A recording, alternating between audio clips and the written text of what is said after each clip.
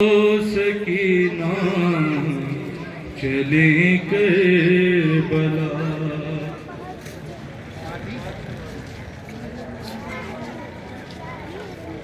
السلام علیکم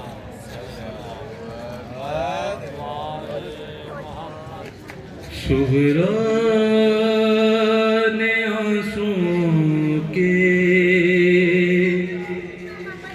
کتنے دیے جلائے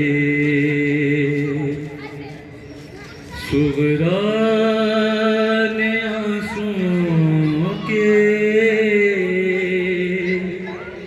کتنے دیے جلائے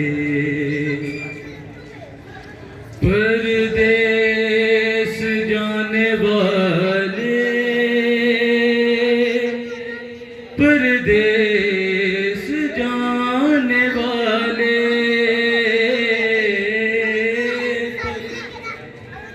سجانے والے پردیس جانے والے پھر لوٹ کر نہ آئے سجاد تو نے دل پہ کیا کیا نہ زخم کھائے ہو چہرے پہ انگلیوں کے اب تک نشان ہے باقی رو کے دے تسلی بے آس قیدیوں کو سجاد تو نے دل پہ کیا کیا نہ زخم کھائے سلام اللہم صلی علی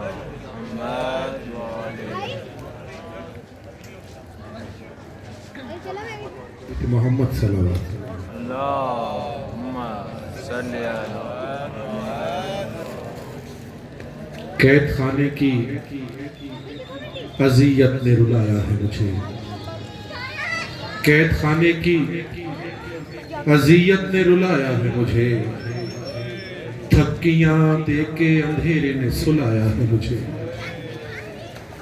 قید خانے کی اذیت نے رلایا ہے مجھے تھپکیاں دے کے اندھیرے نے سلایا ہے مجھے بالیاں چھینی گئیں قیدی بنایا اور پھر بالیاں چھینی گئیں قیدی بنایا اور پھر پشتے ناکا سے ستمگر نے گرایا ہے مجھے بالیاں چھینی گئیں قیدی بنایا اور پھر پشتے ناکا سے ستمگر نے گرایا ہے مجھے آپ کے سینے پہ آپ کے سینے پہ جتنے ہیں نشان زخموں کے آپ کے سینے پہ جتنے ہیں نشان زخموں کے اتنا بے جرم میرے بابا ستایا ہے مجھے اتنا بے جرم میرے بابا ستایا ہے مجھے اور نیند آتی ہی نہیں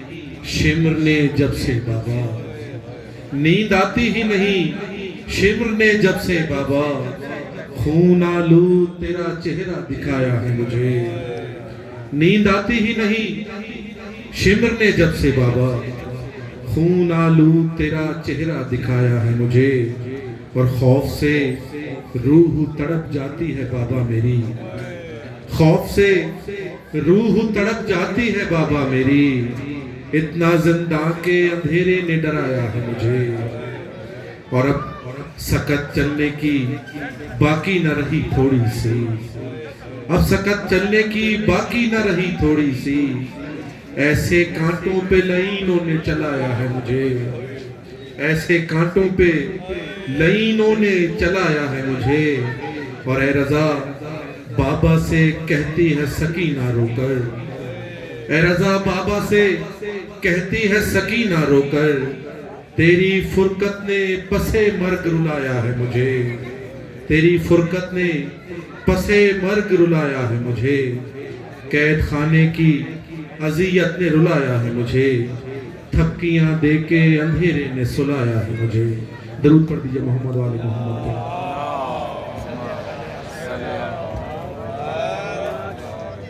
عمیر علی سے ملتمس ہوں کہ وہ آئیں اور بارگاہ امامت میں عطیہ منقبت پیش کریں۔ بر محمد و آل بیت محمد صلوات۔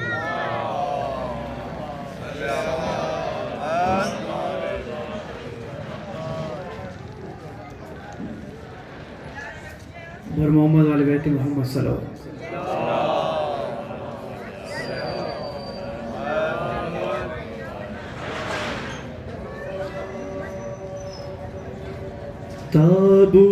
تابوت سکینہ کا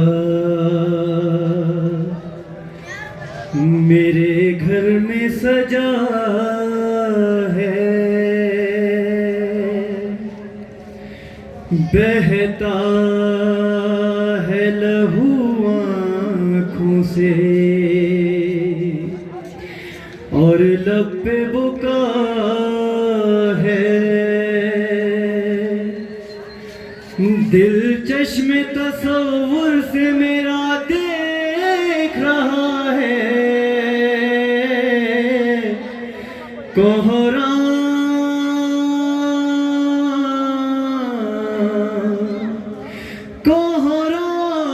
جب آل محمد میں بپا ہے، فغا کرنے آئی ہیں کچھ بیبیاں، فغا کرنے آئی ہیں کچھ بیبیاں، کوئی لاؤ چادر کوئی بالیاں، سکینہ کے تابوت پر کوئی لاؤ چادر کوئی بالیاں، سکینہ کے تابوت پر سرے فرش مجلس عجب کیفیت ہے، تڑپنے لگے جسم و جان، تڑپنے لگے جسم و جان، لرزتا ہے تابوت فرش علم سے، چلے آئے اہل جنان، کوئی آ گیا پہن کر بیڑیاں، سکینہ کے تابوت پر تھی مظلوم بابا کی مظلوم دکھیا، لحد قید خانہ بنا، لحد قید خانہ بنا، جسے موت غربت میں آئی تھی لوگوں، نہ غسل و کفن مل سکا، کفن لے کے آ جاؤ کوئی یہاں، سکینہ کے تابوت پر پھوپھی سے یہ کہتی تھی رو رو کے اکثر، رہائی ملے گی کبھی، رہائی ملے گی کبھی، گھٹن ہے یہاں پر چلو گھر چلو گھر، مگر گھر نہیں جا سکی، رہائی کا نوحہ پڑھو نوحہ خان سکینہ کے تابوت پر صلوات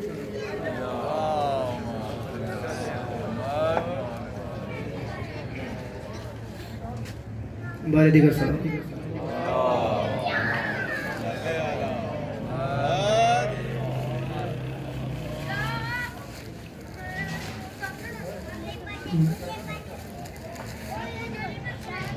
آج بھی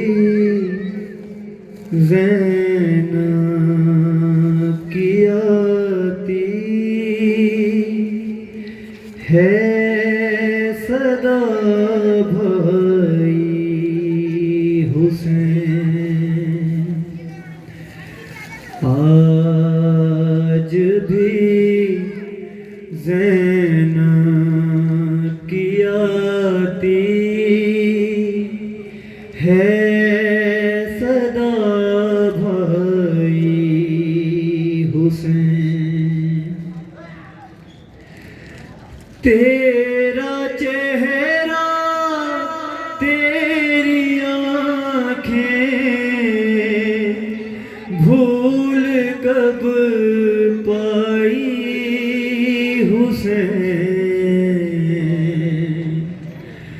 آج بھی زینب کی آتی ہے صدا بھائی حسین، چلتے ناکے سے گرایا خود کو جلتی ریت پر، چلتے ناکے سے گرایا خود کو جلتی ریت پر، ارے گھٹنیوں کے بل میں تیری لاش تک آئی حسین، گھٹنیوں کے بل میں تیری لاش تک آئی حسین، بس میں گھبرائی تھی خنجر تجھ پہ چلتا دیکھ کر،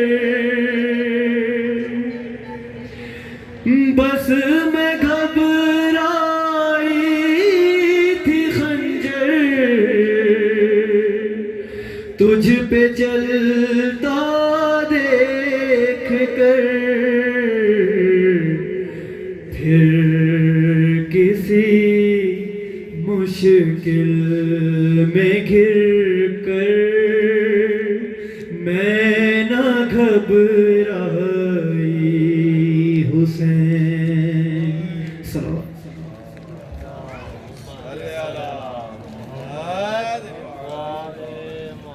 آیت صبر کی تفسیر ہے زندان میں قید، آیت صبر کی تفسیر ہے زندان میں قید، علی اکبر تیری ہمشیر ہے زندان میں قید، آیت صبر کی تفسیر ہے زندان میں قید، علی اکبر تیری ہمشیر ہے زندان میں قید، در و دیوار بھی نوحہ کنا ہے اس خاطر، در و دیوار بھی نوحہ کنا ہے اس خاطر، فاطمہ زہرا کی تصویر ہے زندان میں قید، بر محمد والے بیت محمد صلوات۔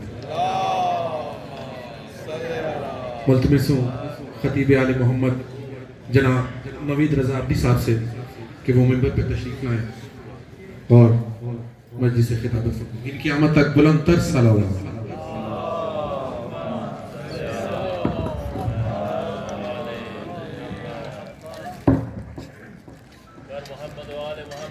مجلس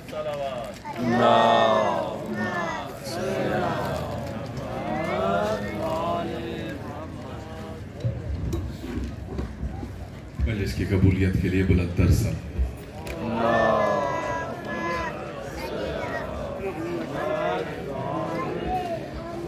حاضر ناظرین نے جنہوں نے خاص دعاؤں کے لیے کہا، بالخصوص ایک مومن عابد علی بیمار ہے، اس کی شفا یابی کے لیے، ایک مومنہ کہ جسے کینسر ہے، اس کی شفا یابی کے لیے، دیگر جو بھی بیمار ہے، بیماروں کی شفا یابی کے لیے بلند تر صلوات اللہ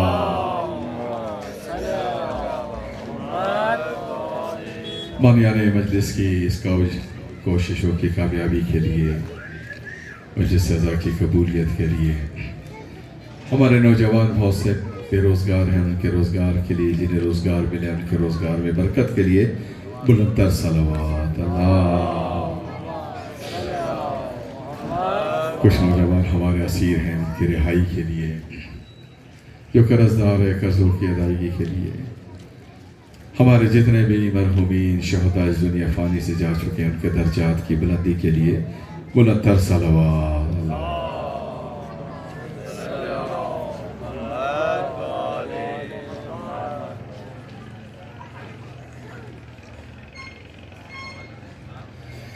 بالخصوص ظہور امام زمان کے لیے بلند تر صلوات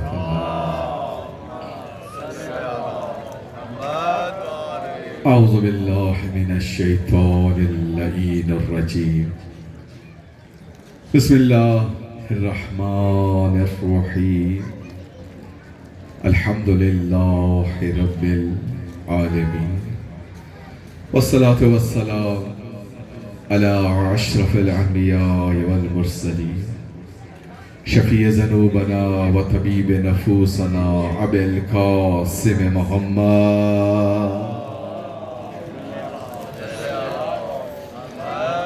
و اہل بیت الطیبین الطاہرین المعصومین المظلومین الذین اذهب اللہ عنہم الرجس وطاہرہم تطہیرا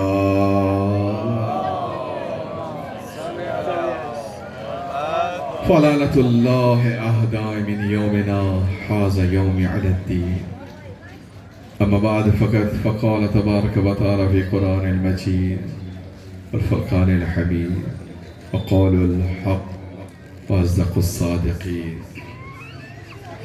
بسم اللہ الرحمن الرحیم وکذالک نری ابراہیم ملکوت والسماوات والارض لیکون من الموقنین صلوات بسم اللہ الرحمن الرحیم اللہم طل ولیک الحجت ابن الحسن صلواتک علیہ وعلا عابہ فی هذه الساعات وفی کل ساعة ولیا وحافظا وقاعدا وناصرا ودلیلا وعینا حتی تسکنه ارضک طوعا وتمتعوا فيها طويلا برحمتك يا ارحم الراحمين صلوات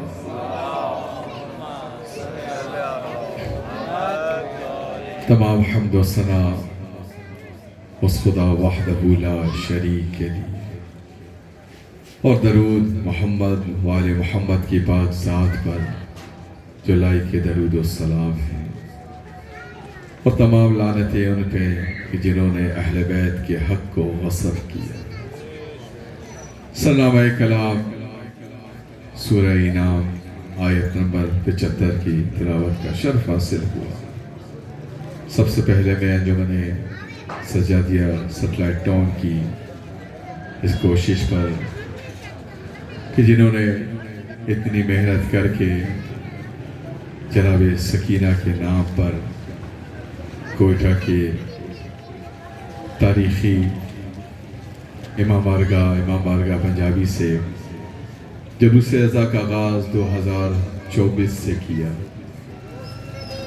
اور ماشاءاللہ 2024 سے قبرستان کی طرف اور اس سے پہلے بھی یہاں سے جلوس برآمد ہوا ہے، اور صدر انجمن آصف صاحب کے گھر میں یہ جلوس اختتام پذیر ہوا۔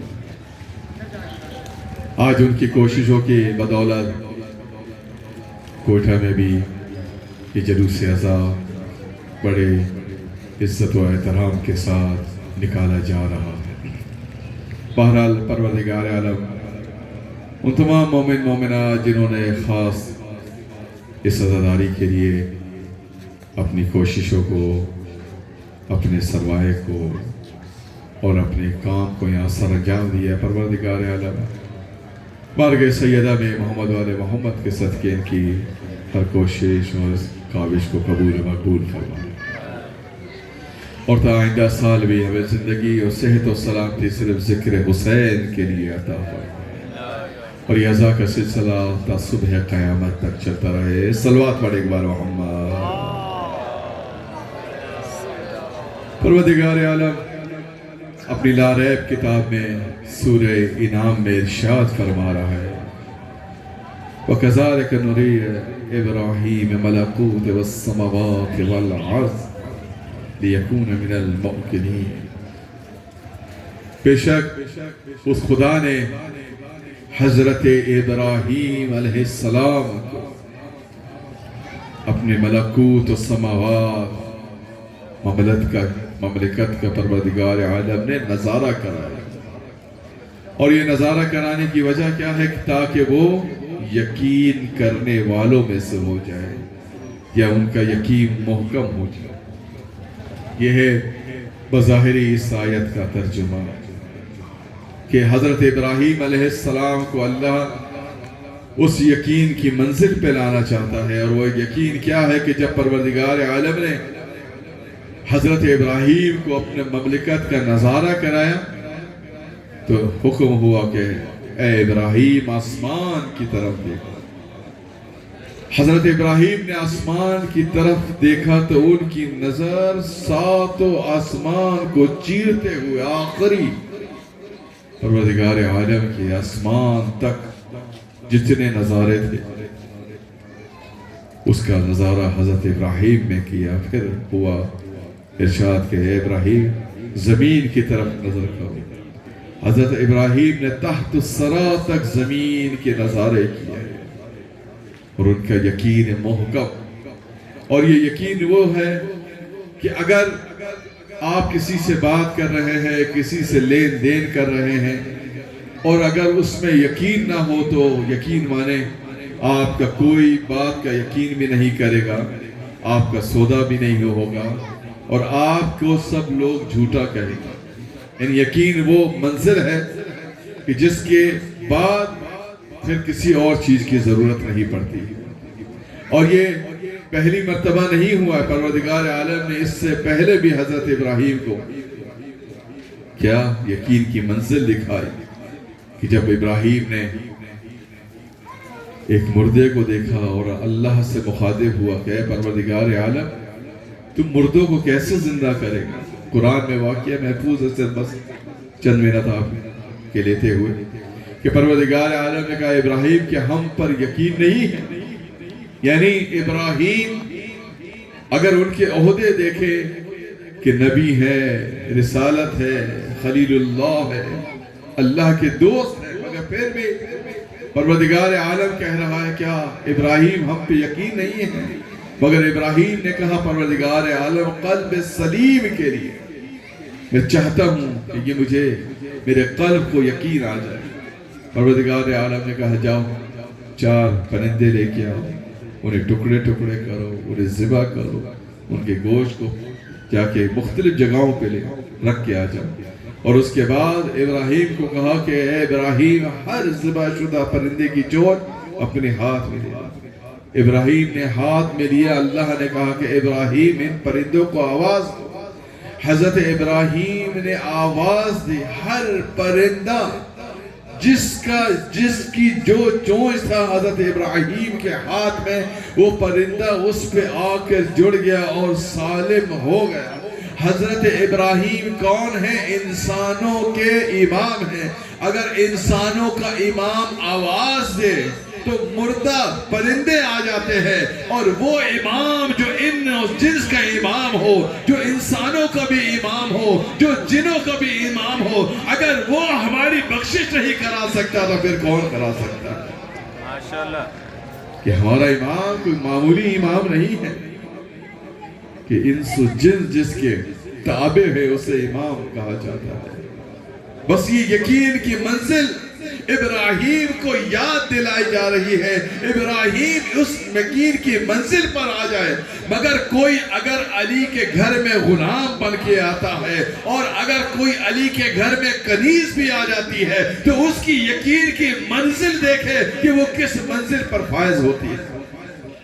کہ تاریخ میں لکھا کہ ایک بار جناب قمر امیر مومنین کے گھر کسی کام سے آتے ہیں، اور آنے کے بعد امیر مومنین کے گھر پہ دروازہ دق الباب کرتے ہیں۔ اندر سے کنیز خاص جناب فضہ پوچھتی ہے کون ہے؟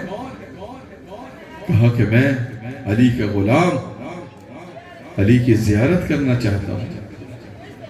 اس وقت امیر المومنین کہا، جناب فضہ نے بڑے اطمینان سے کہا کہ اس وقت میرے مولا آسمانوں پر فرشتوں میں رزق تقسیم کر رہے ہیں، اور جناب عیسیٰ کو ہدایتیں دے رہے ہیں، اور آب کوثر کے پاس کھڑے ہوئے ہیں، فرشتوں کو ہدایتیں دے رہے ہیں، موت کے فرشتے کو ہدایتیں دے رہے ہیں۔ جیسے ہی سنا، جناب قمر کہتے ہیں علی نے آج تک مجھے نہیں بتایا کہ میں آسمانوں پہ بھی جاتا ہوں۔ کہ دل میں سوچنے لگے کہ یہ فضہ نے کیا کہا ہے، فضہ تو کافرہ ہو گئی ہے۔ یعنی علی کی محبت میں، علی کے فضائل بتانے پہ قمر فضہ کو کافرہ کہہ رہا ہے۔ علی کے فضائل، یہاں ایک اور بات کہتا چلے کہ امیر مومنین نے جناب قمر اور جناب سلمان کو بھائی بنایا، میثاق قائم کی، اور جناب قمر، جناب سلمان اور ابو ذر کو بھائی بنایا۔ اور ابو ذر کون ہے کہ جو سلمان کے فضائل برداشت نہیں کر سکتے، اور سلمان کون ہے جو ابو ذر کے فضائل برداشت نہیں کر سکتے ہیں، جن کو علی نے بھائی اور میثاق بنایا ہے۔ جب وہ ایک دوسرے کے فضائل اتنے زیادہ ہیں، برداشت نہیں کر سکتے ہیں، تو ہم امیر المومنین کے برداشت کیسے کر سکتے ہیں فضائل کو؟ صلوات پڑھیے گا ایک بار محمد۔ اسی لیے کہ اگر کوئی علی کے فضائل میں آپ کو کافر کہتا ہے تو گھبرائے نہیں، یہ کوئی فتویٰ نہیں ہے، بلکہ یہ تمغہ امتیاز ہے جو آپ کو ملا ہے۔ اور جناب امیر مختار کہتے ہیں کہ اگر علی کی محبت میں اگر تمہیں کافر نہ کہا جائے تو تم اپنے ایمان کو ٹٹولو۔ علی کا ایمان ایسا ہے، اور امیر مومنین ارشاد فرماتے ہیں، اے جیو، ہماری محبت تم پر واجب ہے اور تمہاری ہم پر اوجب ہے۔ عجیب جملہ کہا، سائل حیران ہو گیا، اے امیر المومنین آپ کی محبت ہم پر واجب ہے، یہ سمجھ میں آتا ہے۔ آج ہر ایک ان سے جتنی استدعا اس سے ہو رہی ہے وہ محبت کر رہا ہے، اور قرآن کی آیت ہے قُلْ لَا أَسْأَلُكُمْ عَلَيْهِ أَجْرًا إِلَّا الْمَوَدَّةَ فِي الْقُرْبِ، کہ ان کے قربت داروں سے محبت کر رہے ہیں۔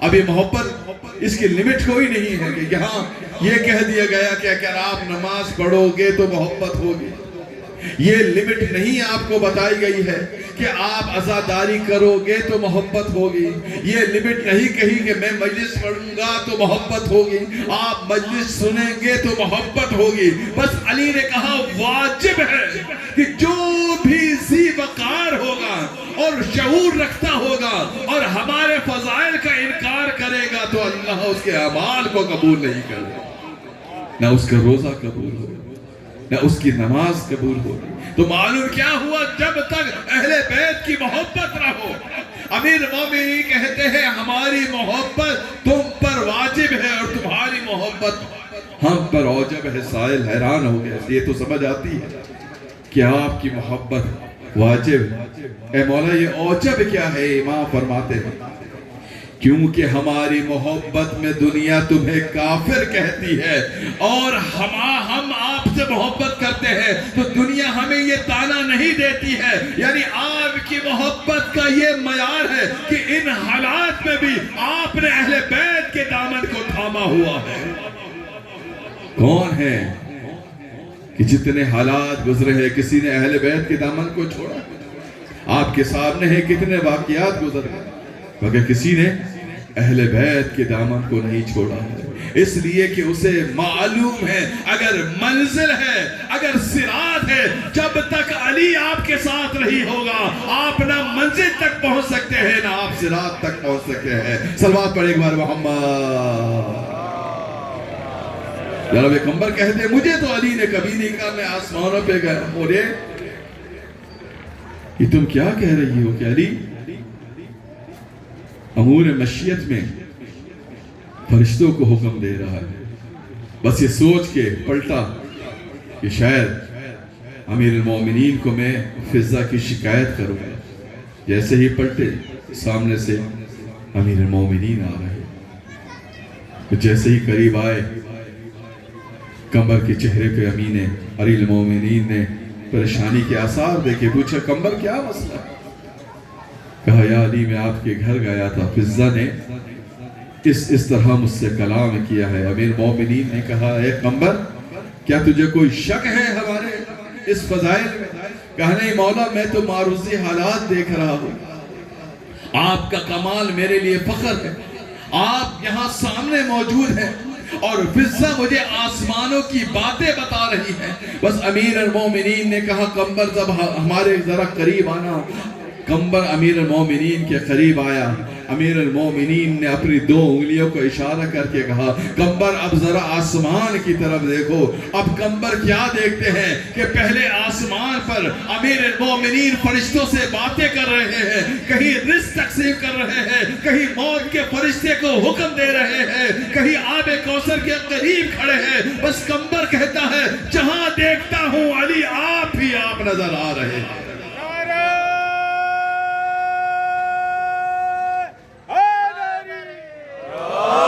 ہر طرف جہاں نگاہ پڑتی ہے آپ نے دیکھا کہ ابراہیم کو اللہ نے کیا دکھایا؟ وہ عظیم ملک دکھایا۔ کیا ہے آنکھوں کے پردے ہٹائے ہیں۔ امیر المومنین اپنے غلام کی آنکھوں پہ ہاتھ پھیر کے اسے مملکت کے نظارے کرا رہے ہیں، مگر نکتہ یہاں ہے کہ جناب ابراہیم کو نظارہ کرایا گیا، قمر کو علی نے نظارہ کرایا، مگر فضہ کو کیا کسی نے نظارہ کرایا ہے؟ یہ فضہ کی عظمت ہے کہ جناب سیدہ کی کنیز ہو کے جب آسمان کی طرف دیکھتی ہے تو ملک عظیم کا نظارہ کرتی ہے۔ یہ فضہ کے فضائل ہیں کہ وہ زمین پہ رہ کے آسمان والوں کی باتیں بتاتی ہے۔ صلوات پڑھ ایک بار محمد۔ بس علی کے فضائل یمن کا بادشاہ کہ اس نے ایک رات خواب میں حضرت امیر المومنین علی ابن ابی طالب علیہ السلام کو خواب میں دیکھتا ہے، اور خواب میں امیر المومنین اس سے گفتگو کرتے ہیں۔ کہا کہ تیری دعا قبول نہیں ہوتی ہے، میں تجھے ایک شعر بتاتا ہوں، اس شعر کو پڑھنا، تیری دعا قبول نہ ہوئی تو پھر علی کا دامن پڑھنا۔ امیر المومنین نے اسے شعر بتایا۔ وہ کیا شعر ہے؟ زورائے شعر شبد آبزی پاداری دل۔ امیر المومنین نے اسے 2 مصرے بتائے ہیں، اور جب یہ خواب سے بیدار ہوا تو اسے ایک مصرع تو یاد رہا، پہلا، دوسرا مصرع یہ بھول گیا۔ اسی زمانے میں ایک فقیر گلی گلی جاتا، علی کے نام پہ مانگتا، اور جب کوئی اسے دے دیتا تو وہ یہ کہتا میں تم سے نہیں امیر المومنین علی ابن ابی طالب علیہ السلام سے مانگ رہا ہوں۔ صلوات پڑھ ایک بار محمد۔ یعنی جب بھی اس کی کشکول میں کوئی بھی بھیک ڈالے، خیرات ڈالے، وہ کہتا تھا میں تم سے نہیں علی سے مانگ رہا ہوں۔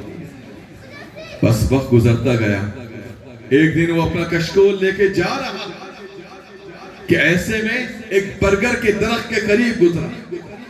وہاں اس نے کیا دیکھا کہ ایک نورانی نور چمک رہا ہے. کوئی صاحب وہاں کھڑے ہیں, ان کا چہرہ نظر نہیں آ رہا ہے, مگر نور کی کرنیں اتنی زیادہ ہے کہ یہ گھبرا گیا. اتنی نورانی شخصیت کون سی؟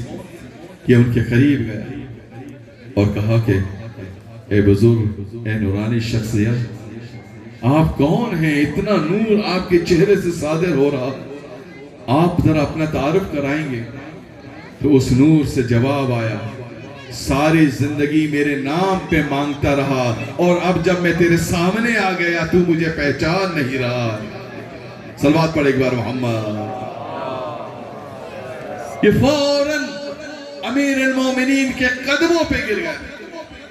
اے مولا, آپ کا نظارہ, میں فقیر, کہاں میں اور کہاں آپ کا نور. کہا امیر المومنین نے مانگ کیا مانگتا ہے. کہا امیر مومنین میری کیا اوقات, آپ تو قریب ہیں, آپ ہی کچھ عطا کرے. امام نے کہا اگر میں تجھے اپنی یمن کی آدھی سلطنت دے دی. جب بادشاہ نے خواب دیکھا تھا تو اس کے بعد بادشاہ جب صبح بیدار ہوئے اور وہ مصرع جو اسے امیر المومنین نے بتایا تھا وہ اسے بھول گیا. جب وہ اسے بھول گیا تو صبح کنیز کھانا ناشتہ لے کر آئی. کہا آقا ناشتہ کر لیں. بادشاہ نے کہا نہیں, میں ناشتہ نہیں کروں گا. دوپہر ہو گئی, خادم آئے کہ کھانا کھا لیں. کہا میں کھانا بھی نہیں کھاؤں گا. رات ہو گئی, ملکہ آئی, اے آقا کھانا کھا لیجئے. کہا نہیں, مجھے جو امیر المومنین نے مصرع بتایا تھا وہ جب تک مجھے یاد نہیں آئے گا میں کھانا نہیں کھاؤں گا. سب پریشان ہوا کہ امیر المومنین نے خواب میں کیا بتایا ہے اسے. کہا سلطنت میں اعلان کر دو کہ اگر کوئی دوسرا مصرع مجھے بتائے گا تو میں اسے اپنی آدھی سلطنت دے دوں گا, اور 3 دن کا ٹائم ہے, 3 دن کا وقت ہے. اگر اس میں مجھے مصرع معلوم نہیں ہوا تو اپنے خادموں کو کہتا ہے میں تمہاری گردن اڑا دوں گا. اب سب پریشان ہے, پریشانی کا عالم ہے. اور وہاں فقیر کو امیر المومنین کی زیارت ہوئی, اور جب امیر المومنین سے اس نے بھیک مانگی کہ آپ جو عطا کر دے, امیر المومنین نے کہا اگر یمن کی آدھی سلطنت تجھے دے دوں.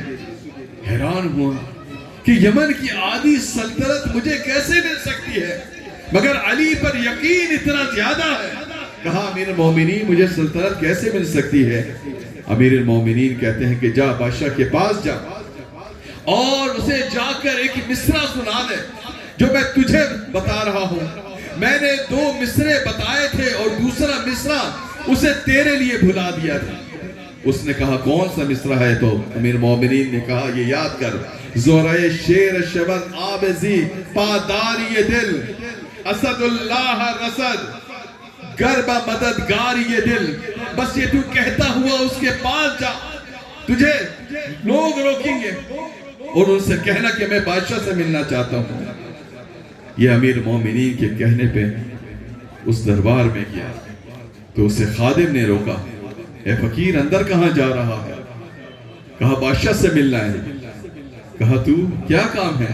کہا مجھے کام نہیں, بادشاہ کو کام. اب وہ اور حیران ہوا, کہا کیا کام ہے؟ کہا بادشاہ کو صرف جا کر یہ بول. اور پہلا مصرع اس نے پھر دہرایا. جیسے ہی اس خادم نے سنا کہ یہ کیا کہہ رہا ہے, یہ تو وہی کہہ رہا ہے جو بادشاہ صبح سے کہہ رہا تھا, کہ دوسرا مصرع اسے یاد نہیں آ رہا ہے. فوراً بادشاہ کے پاس گئے. کہتا ہے بادشاہ سلامت, ایک فقیر آیا ہے. بادشاہ بہت پریشان. اس نے کہا کہ جا اسے کچھ دے کے فارغ کر دے. کہا بادشاہ نہیں, یہ وہی شیر پر آئے, زورے شیر شبد آبیزی پاداری دل. بس بادشاہ نے جیسے ہی سنا فوراً ننگے پیر اس دروازے تک آیا جہاں فقیر کھڑا ہوا تھا. آ کر کہتا ہے یہ بتا تجھے دوسرا شیر کس نے بتایا؟ کہا اسی نے کہ جس نے تجھے خواب میں آ کے بتایا, مجھے جاگتے ہوئے وہ مصرع عطا کیا. جیسے ہی کہا ایک بات بتا دیں کہ تجھے علی ملے کہا. اس نے کہا میرے ساتھ چل. اس کے ساتھ چلا. بس اس مقام پر آیا اور علی اپنی نورانی کرسی پہ اسی مقام پہ رکے ہوئے آخر مولا کے قدموں میں گر گیا اور کہا مولا میں نے اسے آدھی سلطنت دے دی، اے علی مجھے اپنی غلامی میں لے لے۔ آج دنیا جسے سلطنت سمجھ رہی ہے، جسے بادشاہی سمجھ رہی ہے، وہ علی کے ایک مصرے کی خیرات بنتی ہے۔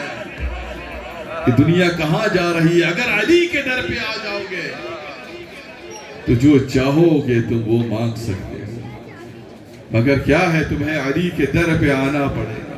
اگر علی کے دامن کو نہیں تھاما تو پھر کیا ہے؟ نہ تمہارے پاس دنیا ہے اور نہ ہی اسی طرح تمہارے پاس دین بچے گا۔ اور ہم نے ابراہیم کو ملکوت والسماوات کی سیر کرائی، اسے نظارہ کرایا۔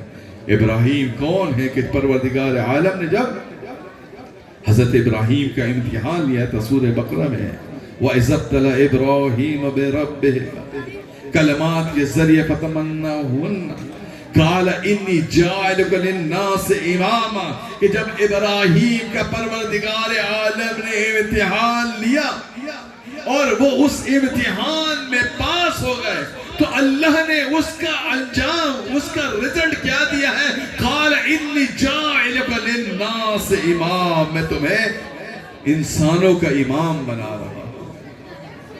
معلوم ہوا جو کلمات ابراہیم سے امتحان میں لیے گئے تھے وہ پرچہ امتحان نہیں تھا بلکہ پرچہ القا تھا، یعنی زبانی اللہ نے جو امتحان لیا ہے اس امتحان میں ابراہیم جب کامیاب ہوئے اور کامیابی کا دار و مدار پروردگار عالم نے عربی کی بغالت میں کہا ہے فَتَمَنَّهُنَّ، یعنی کہ عربی میں یہاں جب بھی استعمال ہوتا ہے یہ لفظ، اس کا مطلب ہے کہ 100/100۔ ہماری دنیا کے امتحان میں کیا ہوتا ہے کہ اگر کوئی پرچہ امتحان دیتا ہے، اگر 33 نمبر بھی آئے تو وہ پاس ہو سکتا ہے، 50 نمبر والا بھی پاس ہو سکتا ہے، مگر عربی میں فَتَمَنَّاهُنَّ یعنی کہ جو ابراہیم سے امتحان لیا گیا ہے 100% اس میں ابراہیم کامیاب ہوئے، اور اس کامیابی میں اللہ نے جو انعام دیا ہے قَالَ إِنِّي جَاعِلُكَ لِلنَّاسِ إِمَامًا ہم تمہیں انسانوں کا امام بنا رہے ہیں۔ حالانکہ اگر ابراہیم کے اگر ہم درجات دیکھیں، نبی بھی ہے، رسول بھی ہے، خلیل اللہ بھی ہے، اگر امامت کوئی چھوٹا درجہ ہوتا تو ابراہیم فوراً اللہ سے احتجاج کرتے ہیں، پروردگار عالم تو مجھے اتنی بلندیوں پہ لے کر گیا ہے، اس کے بعد تو مجھے زمین پہ پھینک رہا ہے۔ جیسے ہی کہا نا قَالَ إِنِّي جَاعِلُكَ لِلنَّاسِ إِمَامًا میں تجھے امام بنا رہا ہوں، کس کا؟ انسانوں کا۔ فوراً ابراہیم نے کہا وَمِن ذُرِّيَّتِي کیا یہ میری اولاد، میری ذریت میں بھی یہ عہدہ رہے گا؟ اب اللہ نے نہ انکار کیا ہے نہ اقرار۔ قَالَ يَنَالُ عَهْدِ الظَّالِمِينَ پروردگار عالم نے کہا بے شک یہ جو عہدہ ہے ہمارا وہ ظالمین کے پاس نہیں جائے گا۔ ابراہیم خلیل اللہ، ابراہیم نبوتیں ان کے پاس، رسالت ان کے پاس ہے، اس لیے یہ امامت کا عہدہ ابراہیم مانگ رہے ہیں۔ ابراہیم کو معلوم ہے کہ نبوت ختم ہونے والی ہے، رسالت ختم ہونے والی ہے، اگر قیامت تک کوئی شے باقی رہے گی تو وہ امامت باقی رہے گی۔ اور ہم فخر کرتے ہیں کہ ہم اس امام کے دور میں جی رہے ہیں کہ آپ کا ایک ایک لمحہ سانس لینا بھی عبادت ہے اگر آپ کا یقین کامل جس امام کے دور میں آ رہا۔ بلکہ روایت میں آیا ہے کہ اگر کوئی دن میں ایک بار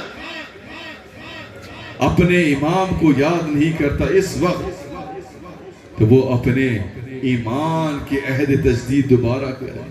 اگر کوئی امام زمان کا انتظار کرتے ہوئے اس دنیا سے چلا جاتا ہے، امام کیا خود فرماتے ہیں گویا وہ ایسے مرا ہے کہ جیسے میرے خیمے میں مرا ہے۔ تو جب امام ظہور فرمائیں گے یاد رکھنا انتظار کرتے ہوئے صدیاں گزر جائے، آپ کے دل میں اس انتظار کی شدت رہنی چاہیے۔ آپ انتظار کرتے ہوئے اگر اس دنیا سے رخصت ہو جائیں گے، امام کہتے ہیں کہ جس وقت میں صدا دوں گا وہ اپنی قبروں سے باہر آ جائیں گے۔ تو کتنا اچھا انتظار ہے کہ ہمیں ثواب بھی مل رہا ہے۔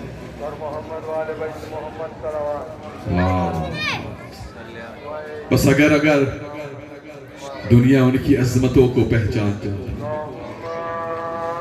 اگر دنیا یہ جان جاتی کہ اہل بیت علیہ السلام کی کیا فضیلتیں ہیں، تو جو تکالیف اہل بیت پہ گزری، حسین پہ گزری، حسین نے کیا کہا کہ مجھے اس طرح مارا گیا، رلا رلا کے بار بار مارا۔ بس حسین کا آخری وقت خیمہ گاہ رخصت میں امام پہنچے، اور جب حسین نے کہا السلام علیک یا زینب کلثوم منی السلام، اے زینب کلثوم، حسین کا آخری سلام ہوتا۔ سب کو معلوم ہے بیویوں کو کہ جو بھی میدان کربلا گیا ہے وہ واپس گنج شہیدہ سے نہیں آیا۔ بس امام خیمے میں آئے، بس کس طرح رخصت ہوئی امام۔ بس امام جب خیمے سے رخصت ہونے لگے، امام نے جناب فضہ سے کہا اے اماں فضہ، آپ کا مجھ پر کیا حق ہے اور میرا آپ پہ کیا حق ہے؟ فضہ نے کہا حسین آپ میرے بیٹے کے لئے۔ کہا اماں پھر ایک بات، ایک وصیت یاد رکھا کہ کوشش کرنا جتنا بھی ہو میری سکینہ پہ کوئی مصیبت نہ آئے۔ جناب فضہ کہتی ہے میں نے انتہا کی کوشش کی کہ جب بھی شمر ملعون سکینہ کو تماچا مارنے لگتا تھا، فضہ اس سے پہلے پہنچ جاتی تھی۔ بس اس بی بی کے کیا مصائب بیان کر۔ سید السجاد ساری زندگی روتے رہے۔ جناب فاطمہ الزہرا، جناب امام زین العابدین، یعنی 4 یا 5 ہستیاں ایسی گزری ہیں کہ جنہوں نے انتہا کا گریہ کیا ہے، مگر سکینہ ان میں وہ ہے کہ جس کا سن بھی 4 سال ہے۔ سکینہ نے اتنا گریہ کیا ہے کہ سکینہ کے بال سفید ہو گئے۔ 4 سال کی عمر میں سکینہ کی کمر جھکی ہوئی ہے۔ اس راوی بیان کرتا ہے کہ کس طرح شام میں سکینہ پہ مصیبتیں آئی ہیں کہ بازار شام میں جب قافلے کا گزر ہوا ہے، کوئی گرم پانی پھینک رہا ہے، کوئی ریت پھینک رہا ہے، کوئی پتھر مار رہا ہے۔ ارے سکینہ، امام زین العابدین، ارے بیبیاں زخمی پہ زخمی ہوتی جا رہی۔ بس ایک لمحہ وہ آیا کہ سکینہ سے بھی برداشت نہ ہو سکا۔ زینب نے کہا میں ہاتھ اٹھاتی ہوں، میں بد دعا کرتی ہوں، سکینہ تو آمین کر لا۔ بس جیسے ہی ہاتھ اٹھایا، امام زین العابدین نے کہا اے پھوپھی ذرا بابا کے سر کو دیکھنا۔ ارے حسین اشکبار ہو رہے ہیں۔ اے زینب میرے بابا کی امت کے لیے بد دعا نہ کرنا۔ بس سکینہ برداشت کرتی رہی۔ کبھی زندان شام میں کہ جب شام کے یزید کے دربار میں قافلہ پہنچا ہے، ایک ہی رسن میں 12 گلے باندھے گئے ہیں۔ سکینہ کبھی پاؤں اٹھاتی ہے، کبھی پاؤں رکھتی ہے۔ کسی نے پوچھا سکینہ یہ پاؤں کیوں اٹھاتی ہو؟ کہا دیکھ نہیں رہا میری پھوپھی کا قد بڑا ہے، ارے سب سے چھوٹا قد میرا ہے۔ ارے جب میری پھوپھی سر اٹھاتی ہے تو میرا گلا دبنے کو آ جاتا ہے۔ وہ سکینہ پہ مصائب و علام گزرتے رہے۔ زندان شام میں وہ شب آئی کہ سکینہ کبھی بابا کو یاد کرتی ہے، کبھی چچا کو یاد کرتی ہے۔ سکینہ در زندان میں سو گئی۔ سوتے ہوئے سکینہ نے خواب میں دیکھا